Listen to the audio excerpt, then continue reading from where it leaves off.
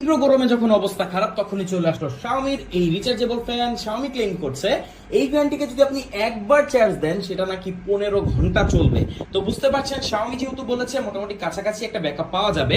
তো এটা হচ্ছে সলবি F5। দেখেন এটা কিন্তু বড় ফ্যানের মতো মুভ করছে, ডানে বামে মুভ করছে, অর্থাৎ 3 থেকে 4 জন মানুষ ইজিলি এতে বাতাস উপভোগ করতে পারবে। শুধু তাই নয়, দুইটা ফ্যানকে দেখে মনে হচ্ছে দুই রকম ফ্যান, বাট নাই, দুইটা একই ফ্যান। এটা হচ্ছে শাওমি সলবে F5 Pro।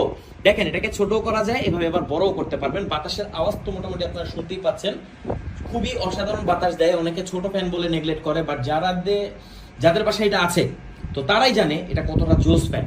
এটা হচ্ছে one of the best fan বাজারে 3000 টাকার মধ্যে, যেটা আপনাকে মোটামুটি 15 ঘন্টা যেহেতু বলেছে শাওমি, আমরা ধরে নিচ্ছি 5 ঘন্টা ব্যাকআপ তো আমরা ফুল স্পিডে পাবো।